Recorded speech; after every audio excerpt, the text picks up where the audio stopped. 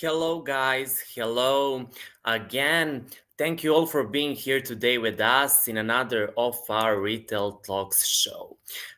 For those of you who may know my name, I'm Philip, and I'm an event manager at Fiscal Solutions, and I will be your host today in this Retail Talk show. Today, I think that we have very interesting and very specific topic, and I certainly think that conversation will be interesting, especially for those of you who are big fans of innovations and, let's say, advanced technology. However, before I start this conversation and before I officially announce the topic and our today's guest, I would like to say just a few words about our company, maybe for all of the people who are not familiar with our work. So, Fiscal Solutions is one of the largest leaders when we talk about production of software for fiscalization, and the company also provides consulting services in the field of fiscalization. Let's say that we do business with clients in over 27 countries, and we have successfully sold more than 100 large fiscalization projects so far. We like to say that our knowledge is complete because it's based on legal, technical, and retail expertise. It is also important to mention that we always try to be innovative, which is why we introduced our new solution, which we called Fiscal Cloud, which makes fiscalization simpler and the processes easier. So let's say like that. We recently also created Fiscal GPT, which is part of GPT Store, and through which you can get all the important and necessary informations about the fiscalization in one of the 27 countries that we cover. And of course, we are also active in web3 and we know the Metaverse. As you know, that will be our topic today, in which we will try to explain why retailers today are not interested in investing in web3. In 2021 and 2022, there was a lot of excitement about Web3 and about the Metaverse also. But now, 2 years later, it seems like both ideas are losing their popularity. Many retailers and brands didn't get involved, and some that did are stepping back. And everything about this will be explained to us by the CEO of Fiscal Solutions, Darko Pavic, who is today with us. Hello, Darko, how are you? Hello, Philip. Nice to see you. I'm great. Thank you. Especially if we have to talk about this kind of interesting topic, I'm excited and happy for sure. And very nice to see our guests, our audience as well. So, welcome, guys. Yes, I also think that this topic is interesting, but it's also important. But before we go deeper into this conversation, let's start actually from the beginning, because although we are followed by those who understand this topic very well and understand what is Web3 Metaverse, I think that there are also those who are not familiar with this topic. So let's explain it a little bit. What is Web3? What are NFTs, crypto, metaverse? Can we have a simple explanation for that? I will do my best to make it as simple as possible, but actually it is possible to make it very, very simple, and I will do my best. But before I jump into that topic, let me just give you an idea about my plan for today. So besides talking about main topic, let's say the retailers and why they not invest in Web3 anymore, I want to give you an outlook, let's say how I see it at least, what will happen in the near and maybe even mid-term or long-term future with Web3 and retailers. But even more, even on the beginning, after discussing the topics like what is Web3 and NFTs on a simple way, I promise, I want to explain the audience why we are competent to talk about that, because we are not retail. And now we want to talk about why retailers are not investing. So we will jump to that issue as well, to that Yes, topic. of course. But I think that it's important for me, Barry, to just explain a little bit simpler as possible what is Yes. Web3. Yes, Web3, let's call it evolution of Web 2. And Web 2 is actually what you have today. So if you are using internet today in the browser or whatever, what are you doing? Actually, you are using Web 2 environment. That's how can we call that. In that environment, you can interact with something. For example, you are using social networks in order to communicate or whatever. And by your activities, you are creating the data. Those data are owned by the companies that are providing those platforms, like, for example, Meta for the Facebook or Instagram or whatever. This is typical situation in Web 2. You do something, you interact, you produce data, and somebody else is using them on the way how they want. In the Web 3, we are talking about decentralization. This means metas are not existing anymore. You produce your data, but you own them as well, and you are able to sell them if you want, or to hide them, or to do whatever you like. So this is basically the difference between Web 2 and Web 3. In Web 3, you produce and own your data. Now talking about NFTs, because you are totally right. The people are mixing usually Web3, NFTs, Yes. Metaverse, and putting everything in one basket. Web3 is, we discussed just a couple of seconds ago. NFTs are actually pieces of software. You can imagine it like that. It's a really piece of software which is linked to an asset. And that asset can be physical asset, digital, or even abstract. And now you can imagine a little bit further. This means that NFTs are like labels of the assets. So like barcodes, for example, on typical items, NFT could be the barcode of the digital item. And now you see already in which direction I'm going. This could be easily revolution in retail, because suddenly we are able to label digital assets here. This means the retailers can include the digital assets in their product, in their processes, in their tools, in infrastructure, and everything else. Unfortunately, the technology didn't kick off, let's say, and retailers didn't use it. But this is just to understand what are NFTs. Imagine like a label of the digital asset or abstract asset. Metaverse. This is the last point and the last topic that people are mixing usually. It's nothing else that, or I defined it as an immersive social environment with economical values. So this means you can use certain tools in order to immerse in something, and then over there to communicate with other people basically, and even to exchange economical values. So this is metaverse. Metaverse can be based on the Web3 and NFTs, but it's not mandatory. It can be created even without that. So this is the simplest way how we can describe that. When you describe that, it's not so hard to imagine. So thank you for the good explanation of those uh, um, uh, and when we talk about Web3, I wanted also to ask you, how did you become interested in Web3, and why and how did you start with all that? So There are basically two questions that I see over there. So the question why and the question when. And the question why is actually related to the philosophy of the space. I'm a lover of the open source philosophy and the technologies. I totally love the idea of decentralization, ownership, that you can own suddenly everything by yourself and nobody else.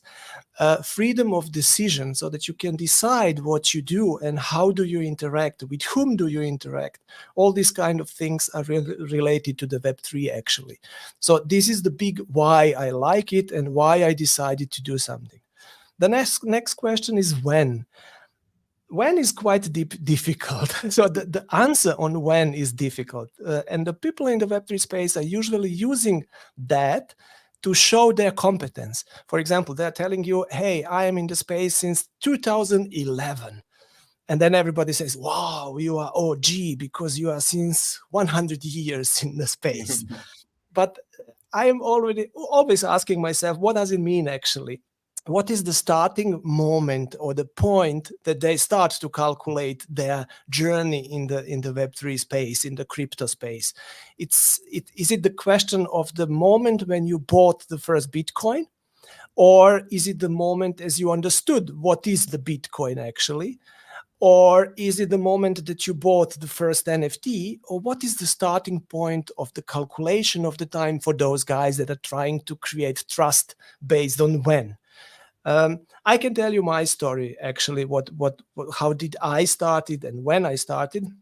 I started actually with the basic technology of the Web3 space. And the basic technology is nothing else than cryptology, because blockchain is the base of the Web3, of crypto, NFTs, and all kind of this kind of stuff. But the base of the blockchain are tools like or algorithms like cryptology. And as I was studying in 90s, end of the 90s, it was very interesting for young guys like we were at that time point to try to hack Unix servers on the university. And they were protected by certain cryptology algorithms. So we tried to understand them and to hack those servers. We were never successful, of course. But we learned a lot, okay? So that was, I think this is the first moment for me personally that I touched the technology which was later used in the blockchain and today in the Web3 space.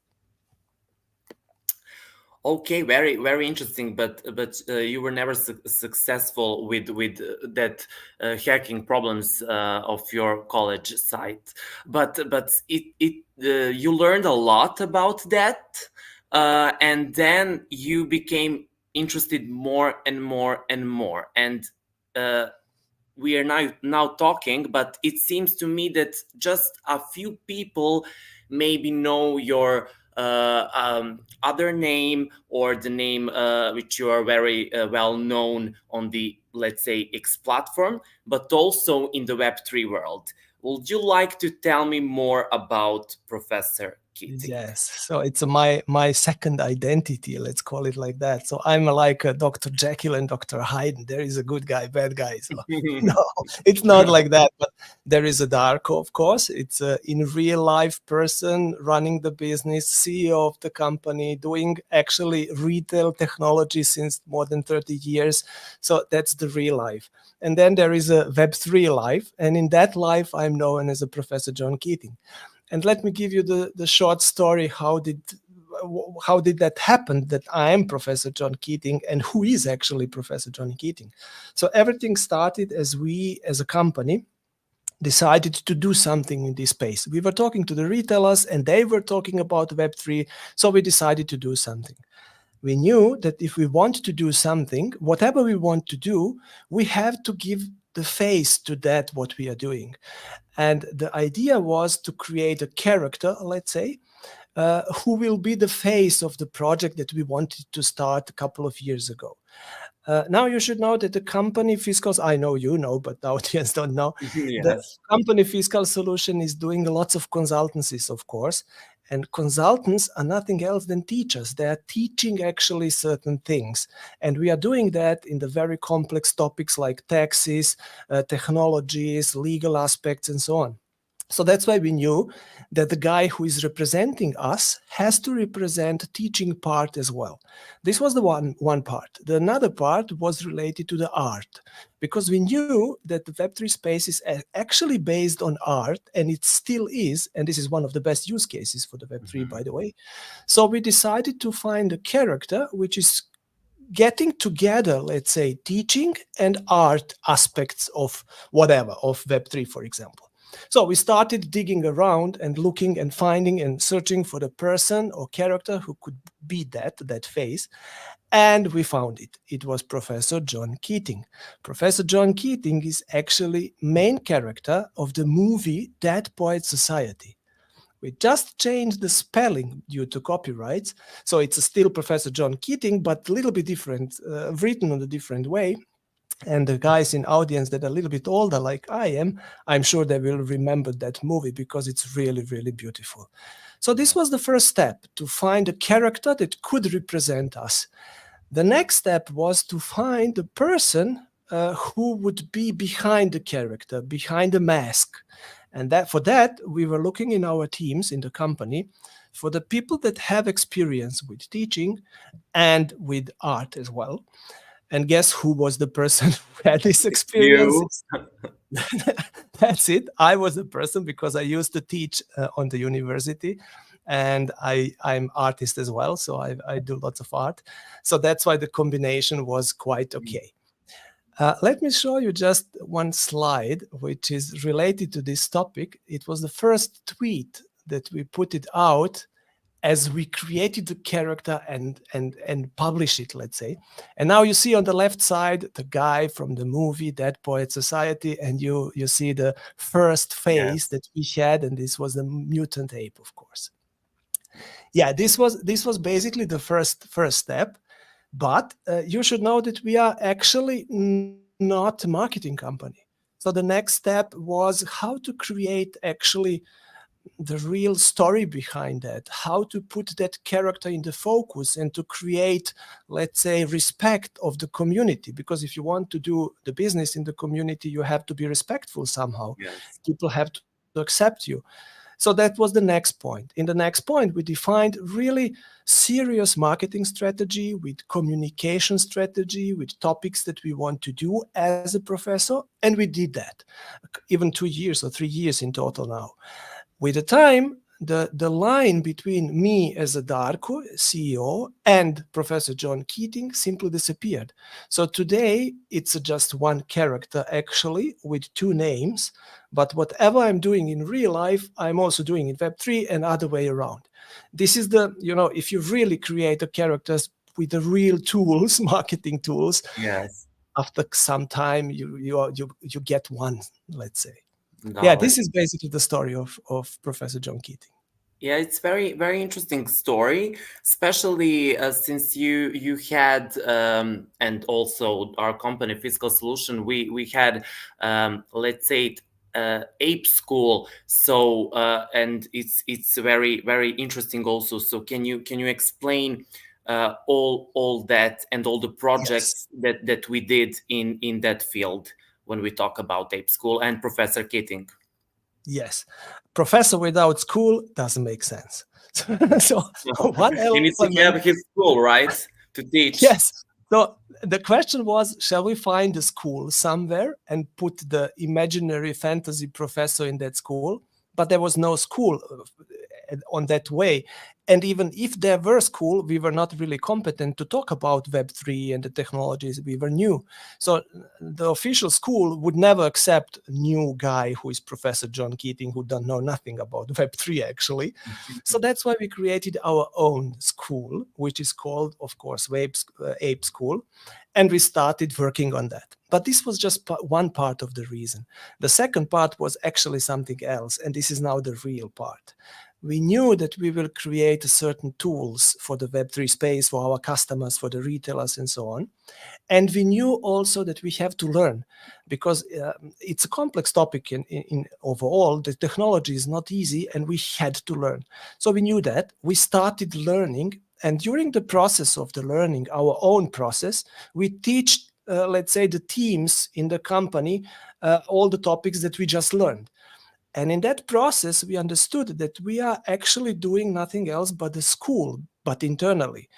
And then, in the name of the philosophy of the space, to open everything, to do it free for let's say, for everyone, and decentralized and easy accessible, we decided to make it for free and to open it for everyone.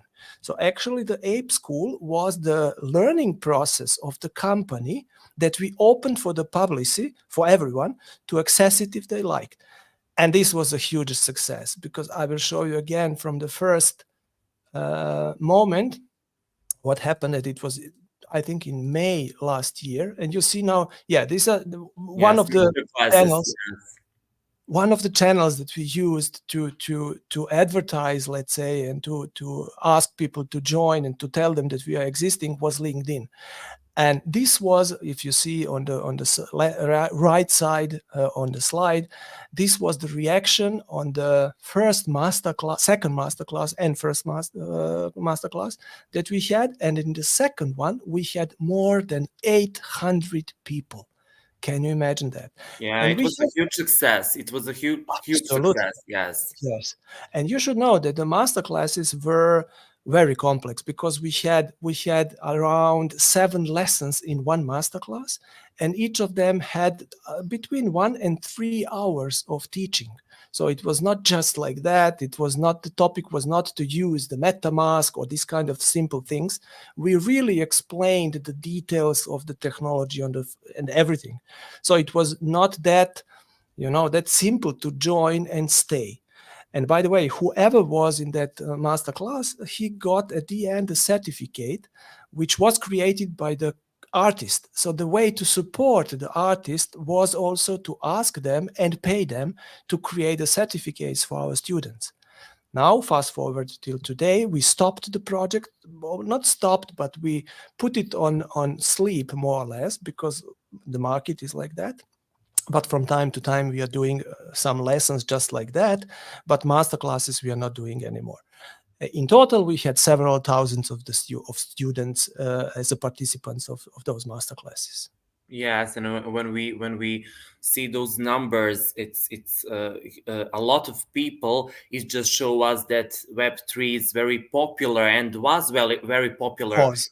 Yeah. at that time. But we already talked about Professor Keating. You explained everything behind that. You explained about Ape School, and uh, I want to know what does Fiscal Solution have from Yes. Web3, and why is it so important for our company, since we are not retailer, but we are in retail industry. Let's say it like that.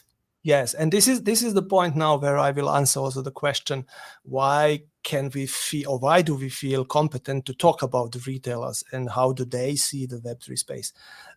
We are existing, and you mentioned that on the beginning, since 20 years. So we are not the startup company. We are quite old company. We have to admit that we are old. Yeah. And we are software company, so we are producing software. Our software is internationally used by the large retailers, only by the large retailers. We call them tier 1 and tier 2. Those guys are, for example, Walmart's, Carrefour's, H&M's, and all these kind of companies that are existing in several countries. H&M is present in 90 countries, IKEA 24 countries, and so on and so on. So these companies are really giants. And we are producing for them a piece of software which is helping them to be compliant with the local tax rules and laws, and in particular just VAT taxes. So this means if the company like IKEA is opening, or better to say Walmart, for example, is opening the store in Hungary, they have to be compliant with the local Hungarian law related to the taxes, and this is mostly related to the store itself. They could do and implement this law by themselves, or they can buy our solution, integrate it in own solutions, and they are good to go.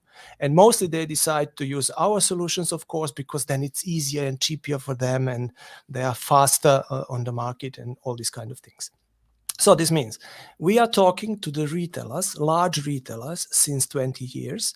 We are implementing as a part of our solution, as a part of their solution, because we are integrated. So we know exactly which kind of infrastructure do they use, and we know exactly what they are planning or not.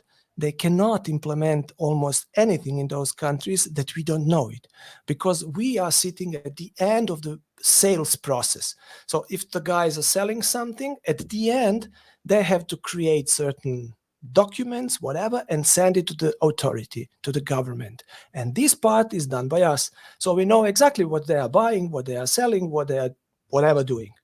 That's why I'm sure that we can really tell what these guys are planning or not planning, dreaming of or not dreaming, and so on.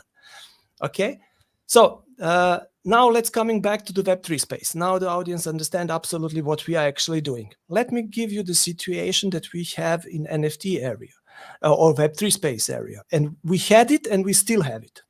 It's totally not regulated. So this means there are no rules or laws, mostly in most of the countries, which would exactly tell the retailer how they have to work and sell to be compliant with the kind of VAT laws. They are not existing. Let me give you an example. If you are NFT, if you run NFT project, for example, in France, and you want to mint your NFTs and sell them to people around the world, if I am, and I am, by the way, in Germany, and I want to mint that NFT, the guy who is running the project should calculate the VATs based on the country of origin of the consumer, of me. So this means the price of the NFT should include the VAT rate of the Germany, because I'm from Germany. And now you see the problem in the Web3 space. I can or the NFT project don't know who am I. They don't know that I am from Germany because maybe I'm anonymous completely, Yes, and yes. they are not able to calculate the different VATs depending on the different countries of origin of the consumers, because the blockchain cannot that easily communicate with the outside world. They need some kind of oracles or whatever. So you see the problem. So that's why nobody's taking care of that at all. They are just selling, selling, selling, selling, and that's it. And the governments saw that. They see that the guys are selling. They see that they are missing the taxes, VAT, and they started working on that. They started creating the laws. And because we are that long in that area, they ask us, hey, can you help us? Can you tell us what should be the best concept, let's say, to define in order to be able to collect those VATs, those taxes. So that's why we are in the moment, let's say, consulting the governments and the companies. On one side, the governments, on the other side, the retailers, what is needed to do in the Web3 space in order to make it from the tax point of view better and more regulated, let's say. Okay. So Yes. the last topic that we did was the consultancies for the European Union, where they asked everybody, not just us, they asked everybody to provide ideas how to create the concept of the metaverse. And we provided the documents which are defining how to treat the VATs, let's say, in the concept of that immersive environment called metaverse. So this is basically what we are doing. And that's why Web3 is interesting for us, although the retailers are maybe not investing anymore in the moment, but the governments will create laws. If the laws are existing, that's job for us. Yeah, yeah, that's a job for us, but also maybe when the laws in the line, the retailers will be interesting in let's say sell their products in Right. Web3. And when we talk about laws, when we talk about the products, the everything in Web3, can you tell us right now, if we talk right now, so I needed the status of Web3 in retail industry Yes. right now. Yes. Let me go back a couple of years as the story started around 2021. And all the way till today, there were certain things happening. And I will give you a short overview about that. And I want to start with one slide that I showed in the presentation beginning of 2022. As people ask me what's going on in retail and Web3, this was the slide that I showed them. So I showed them there are interests, but there are just two retailers doing something. And this was Adidas, or three retailers, Forever and Gucci. They did something end of 2021. But we heard that many retailers are speaking and many retailers starting implementing something. And you see on the right side the list of the retailers that told us we are working on something. This was end of 2021, beginning of 2022. And then suddenly the kind of explosion happened. So suddenly we had lots of retailers, even the retailers that we could never imagine that they would do something. You see, for example, this K in Q1 2020. This is Kaufland. It's a German supermarket chain, supermarket, food, in Yes. Web3, in Metaverse. it was unbelievable for me. So even that kind of companies, that kind of retailers wanted to do something, and they did something. They created certain projects or something like projects. So this picture was very impressive for me as I saw that. This was 2022, 2023. The basic or the majority of the projects were related to the, let's say, selling of NFTs, creating communities, but not because they love communities, but in order to create the new, very loyal customers. So they tested some of certain way the market. Some of them created customer loyalty concepts, let's say, which were very innovative, but again, more or less just like a test. So all those projects were not that big, more or less tests, but they were serious, and it was very interesting. But then something happened. Then the bear market kicked off. The NFTs lost momentum, lost the value. Technology didn't take off. I told you in the beginning it could be the smart digital barcode, but nobody saw that. I was alone to see it as a barcode. So we still don't have it, that kind of use cases, let's say. And the image of Web3 space become bad and I don't know, equal to the criminality, scams, and all these kind of things. What did happen then? The retailers and brands stopped actually doing something. They started hiding the NFTs. They started calling them collectibles, whatever. At the same time, the governments were very slow. They didn't create the new laws, so the space was still very not regulated, and retailers stopped even more. For example, Nike laid off 1,600 people, many of them from the Web3 department, which they had.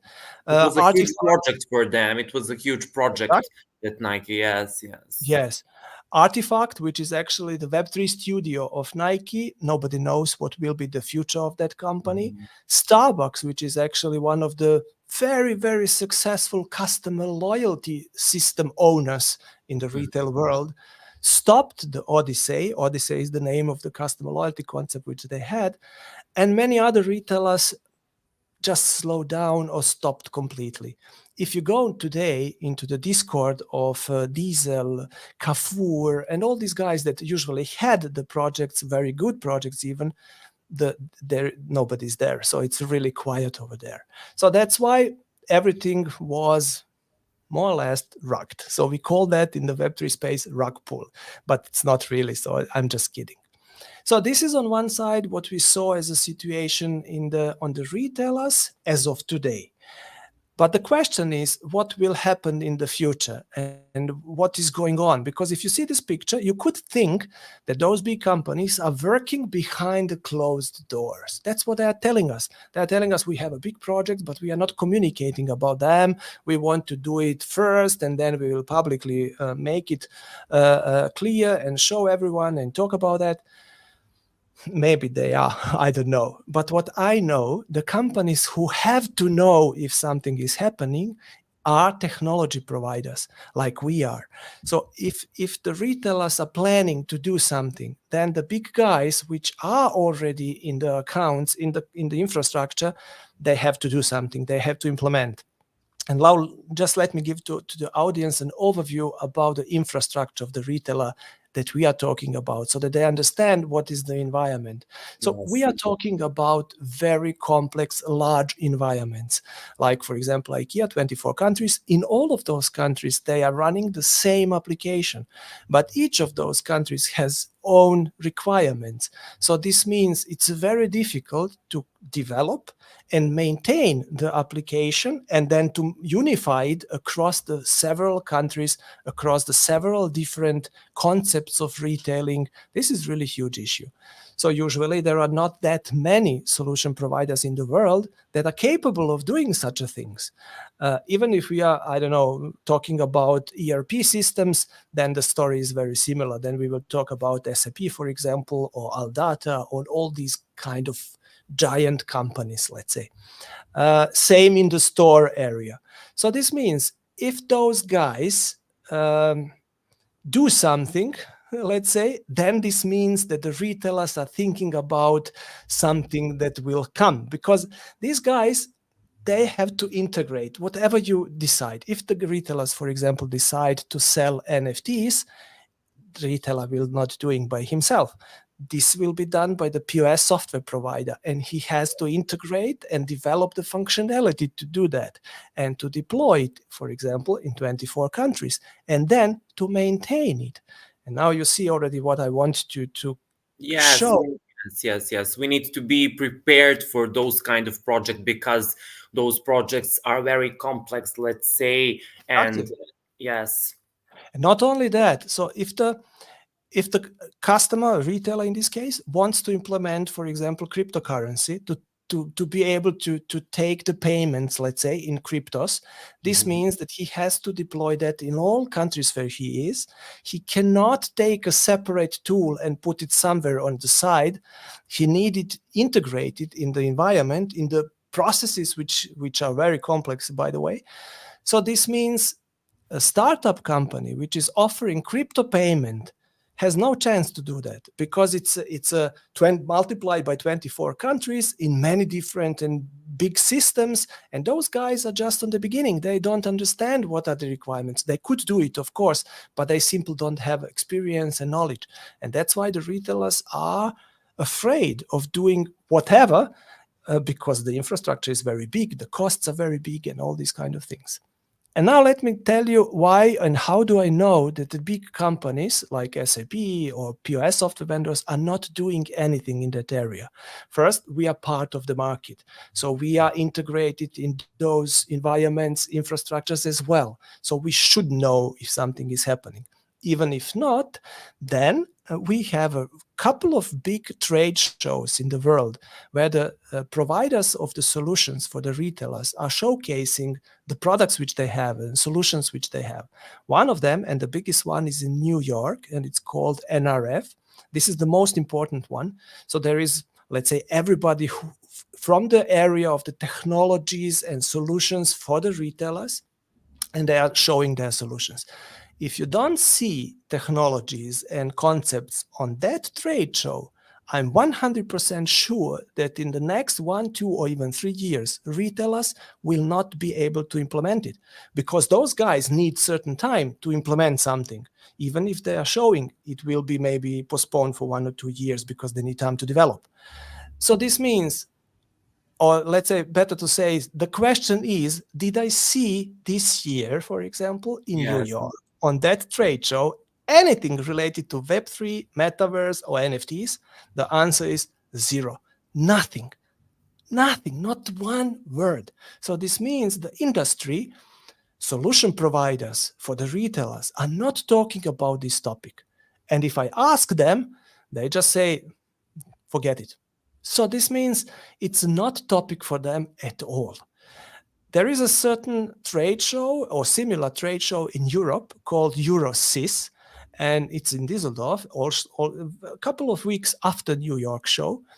And this is more related to the Europe and European market. If you don't find the technologies over there during that retail trade show, I'm sure that the companies, retailers will not use it. And it was the same situation. There was nothing about Web3, nothing about Metaverse.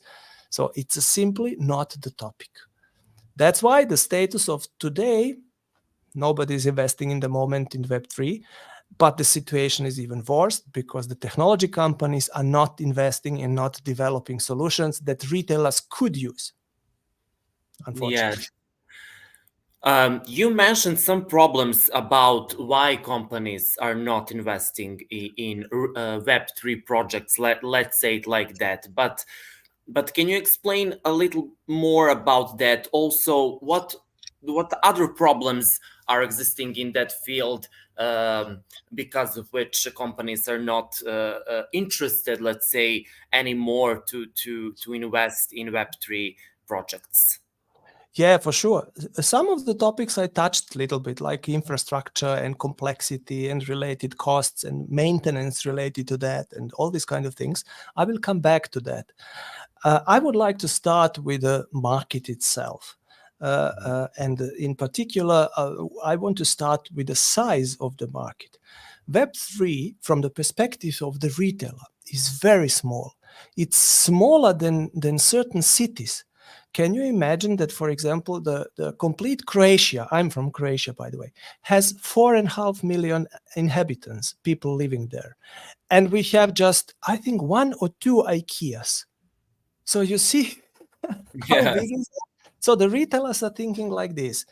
There has to be people over there in order to have potential customers. And only if the certain area is covered with a certain amount and quantity of the people, it makes sense to open the store. It's not different in the Web3 space. If the area is too small, they will not open the store. So Yeah, this is it's the only yeah, it's logical. Yes, I yes. So completely this is the understand first that. Yeah. problem. Absolutely. So this is the first problem. The second problem is the Web3 market is in moment in the phase, in the bear phase, bear market, which is actually influencing the market on that way that it's shrinking. So this means the market is getting smaller. And now the retailer has following chances. Either he will make a business like a one-time shot in that small market and sell something, which is, by the way, possible, and they're doing that, or because it's not sustainable to repeat the success, they will take maybe technology from the Web 3 and go into the Web 2. So if we stay for a second in the Web 3 situation, making one shot business is very attractive for them, and they do that, and they did that in all those situations that I just showed you on the slide. Another example of this one shot business would be this.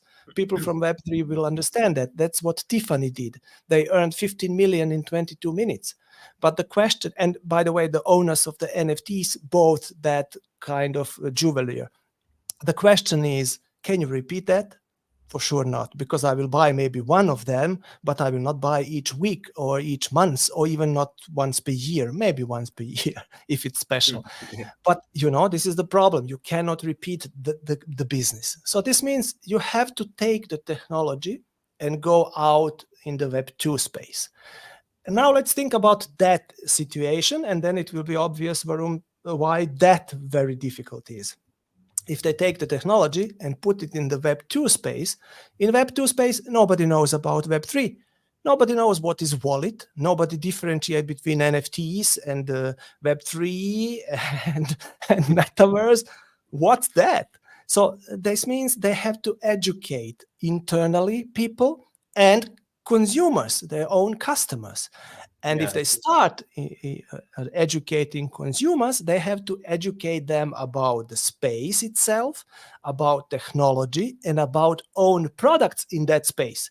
You see, this is financially never-ending story. And in most cases, they will not be successful. And in most cases, they even don't start because they see that this will not work.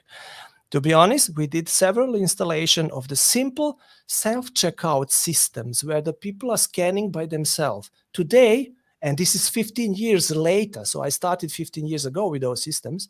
Today, everybody can use it. 15 years ago, it was a huge problem. We had the people beside or behind each of the systems educating the consumer what to do, although you have 3 buttons to press. So the Yeah. same situation is here, and the cost would be unbelievable.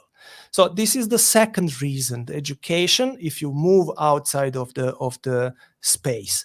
And the technology, by the way, which should be used is mostly very complex and not always very reliable because it's very new, very young.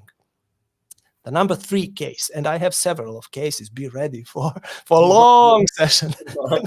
No, but a couple of them which are Okay, very okay, important. let's explain. I think that it's very important to explain all the Yes. details and difficulties about Web3 and retailers. I agree with you, because otherwise people will still dream that the big retailers Yes, will come into the Web3 space and everything will become great and everybody will earn money. yes. Not that easy.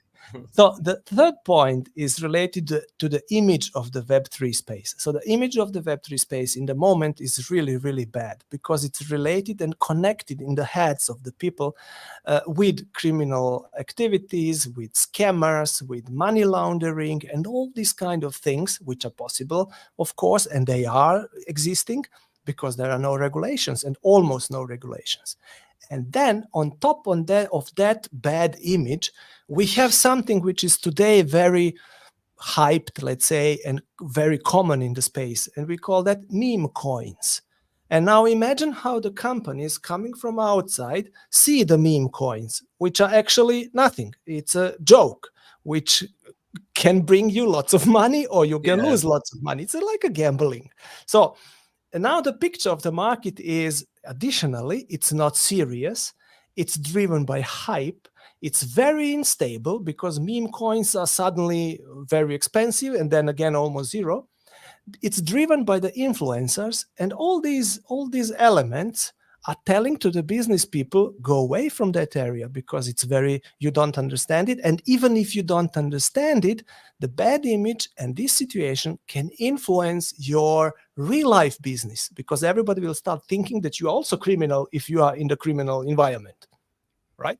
So that's why bad image, not good for the business. Yes. Number 4, regulations. People think usually that regulations are bad because privately nobody loves them. I don't love them, of course, because taxes, you are forced to pay something. You are asking yourself, why am I doing that? And of course, nobody likes to be forced to do something. If we are talking about the businesses, the situation is different, especially if we are talking about large businesses. Why? Because I need something that could protect my investments. And regulations are not only forcing me to work on a certain way, they are protecting my investment as well. Imagine the situation that somebody is stealing your money in the crypto space.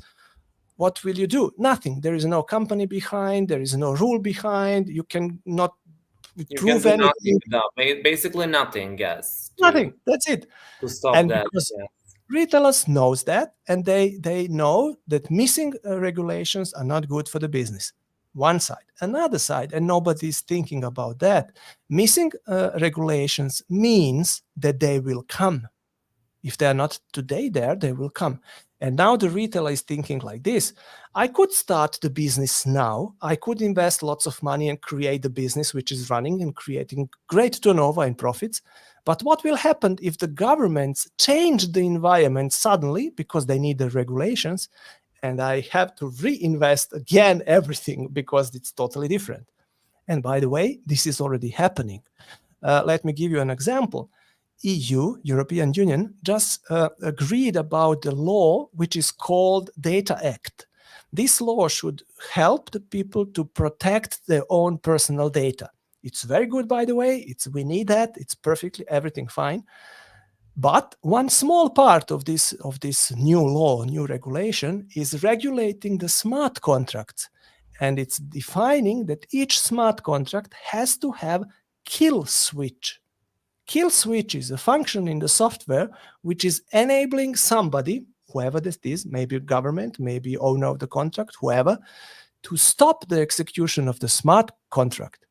And this is turning around the situation of the Web3. Suddenly, the smart contracts are not independent. Suddenly, there is a centralized instance who could stop the smart contract, who could stop the decentralized internet. And at the end, we have the question, what will happen with the smart contracts which are already deployed? Do we need to update them? Can we do that technically? Lots of different questions, and the governments don't care about that. They just do the law and you have to follow that. So that's why the retailers are thinking, hey, the risk to get the regulation and not to know what that will be is really, really high. Number 5, the So there's infrastructure. more. There's more. I have a couple of more of them, but I will make it fast. Don't worry. Number 5, infrastructure. I explained you how the infrastructure of the retailer looks like. If you want to implement, for example, payment, crypto payment, or handling of the NFTs, or token gating, or whatever, you need a infrastructure which is able to implement that. Means you need tools that you will integrate in your own infrastructure overall in all countries that you are as a retailer. And then you will be able, let's say, to provide a functionality, for example, token gating for the NFTs. Sorry, but there are no companies which are able to do that. there are simple some of the startups which are able to do kind of token gating or maybe crypto payment or whatever, but none of them is able to provide everything what is needed and to be integrated in the large infrastructure of the retailers in 20 countries, 90 countries, 15 countries. And if retailers see that, they know that they are, after implementing one country maybe, not able to unify the environment. If they are not able to unify the environment, you certainly have the problems as soon as something changes. Just imagine POS application in one country integrates the crypto payment, but in other country don't. And then you have update to correct some bugs. This update is sent to the different countries, of course. Can you be sure that the country with crypto payment is working exactly on the same way like the other country which don't have crypto payment? You cannot. You have to test it. And this means you have additional efforts, not just to include the payment into the infrastructure. Each time, if you do kind of updates, you have to retest everything what you have. And this is the efforts are going, whew. And effort means costs. So this means simple payment of the crypto is suddenly a really, really big issue in the complete infrastructure of the retailer. But let's assume that the retailers decide to do that, although they see these costs which are coming. What about volatility of the cryptocurrency? Today, you get the payment, for example, in Ethereum. In the evening, the Ethereum is maybe 10% less, smaller, decreased. But you have the costs and the margins in the retail are very small.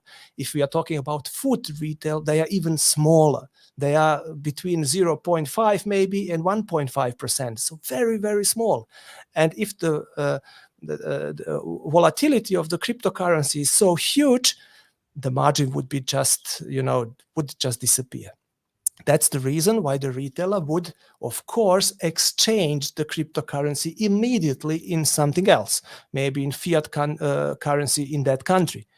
But to do that, if they do that, suddenly the government see them as exchange office because you accept money and you exchange it.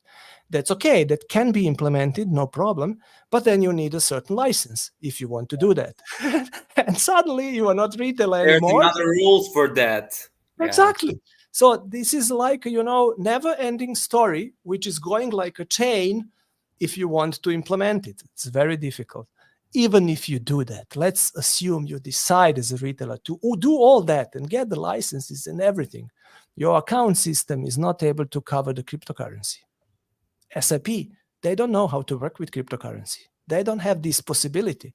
So this means what to do in your accounting, how to create the reports, which are important for each of the countries, not just internally, I mean for the governments.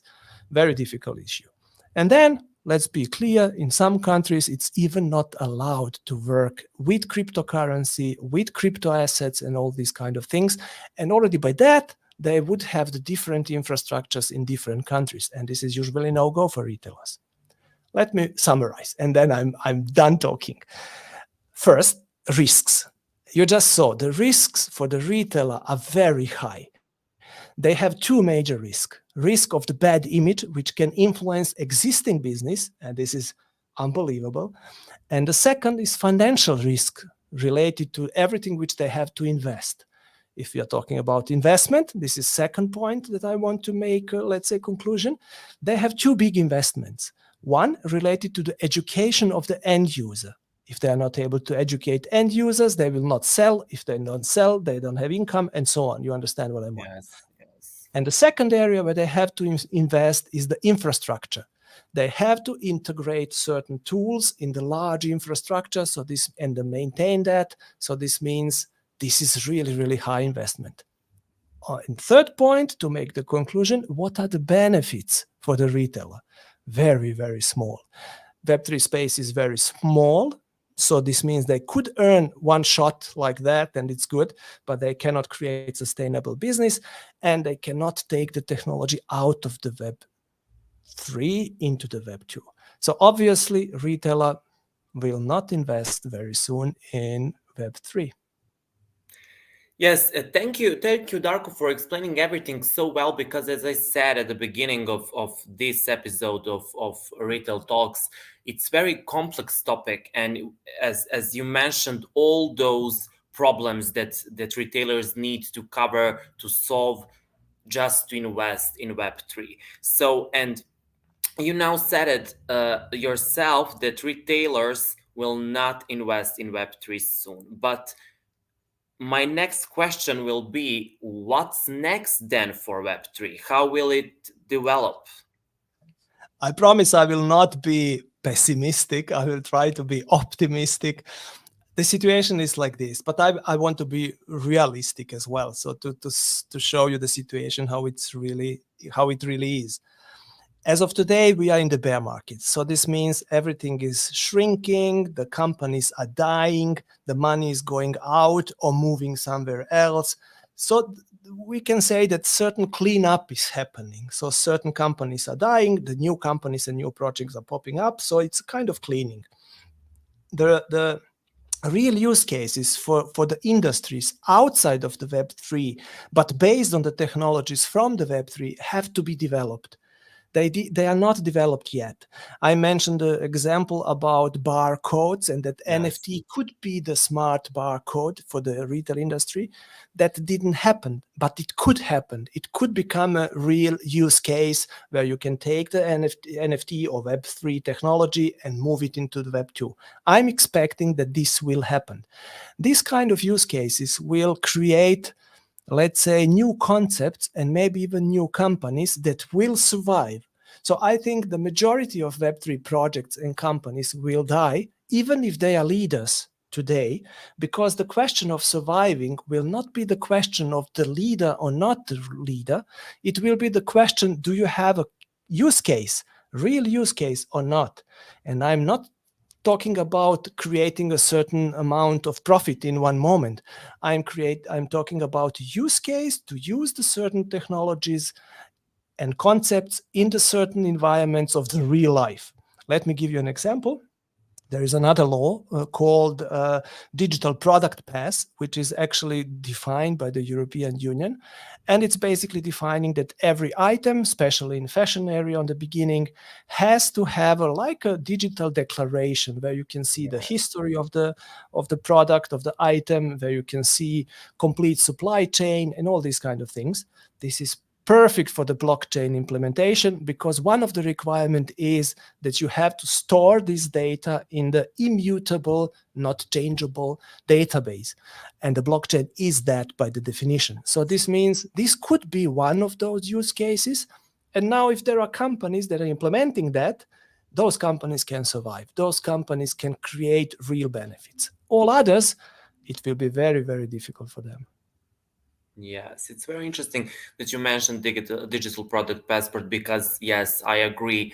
It can use a Web3 technology in a good way for that. But when we talk about fiscal solutions, and that will be my last question for today's talk. When we talk about fiscal solutions, what is the next for us in that area? What we will do? Yes. So first, let me conclude. I'm sure that in this phase of the Web3 development, there will be for sure projects and retailers, one here, one there, that are doing something that maybe create a collection of NFTs, sell something, connect it to customer loyalty or whatever. So something will happen. At the same time, the governments will think about the laws, and very soon they will have the laws. I'm sure for that as well. If we are talking about taxes, I'm sure that the governments will define something in order to get the money because that's what they want. So this will happen for sure. What we have to do in order to be able to provide consultancies, competencies, products, and so on, we just have to be there. We have to be there to listen to the market, what's going on, what's happening, to provide own competencies to the governments, to the retailers, if they want our competencies, of course, continue monitoring and waiting to see what will happen. I know that the laws will come. If the laws come, I want to be the first one. And now we are there. It's okay. Maybe we will stay as a first, maybe not. but through the time that we already in space, we created a kind of history for us. You see, we were able to talk 1 hour about our things in Web3. This is already great. So we have a certain experience, let's say, in Web3, and this is helpful for us. Yes. So, and definitely we have Professor Keeting and Ape School. Maybe we will have some master classes as well. Again, if Web3, let's say, is going to be popular again one day, I'm sure that we will have another of our master classes. So, Darko, thank you for being here today with us, and thank you for being my guest in today's episode. It seems to me that we have cleared up a lot of confusions about Web3, Metaverse, blockchain, crypto, NFTs. We talked about that also. So thank you for explaining everything very well and simple. Let's say it like that. Thank you for guiding me, and sorry that I was talking too much or so much, but I really love this topic, and I think it's important to tell the truth to the people of the Web3 space, because they think tomorrow we will have a mass adoption and the big brands will come and they will make everything great. Okay, it would be great if that could happen. But in order to have that happen, those big guys have to invest a lot and have to think different. So no, it's not so easy. And it's not so as you easy. said, it's not going to be tomorrow, but maybe for a couple of years, we will see what will happen. Let's just say hello to Petra. Yes. Petra, yes, we will. She was one of our students, one of great students from Germany. Nice to see you, and for sure we will do something again. But just let's wait a little bit that the market is getting better, and then we will do something. I'm sure. Yes. I'm sure too. So thank you, Darko, again for everything and for this great conversation. And thank you guys for being here today with us. As I mentioned, it was a very interesting conversation, very attractive topic today, and also for the world of retail, and also very important for the world of technology and the companies that are in that field. So thank you again for being here today with us, and be sure to follow us on our social media, because more interesting topics like this will come soon. Bye, guys. Thank you, Philip. Bye Bye. all together. See you. Bye.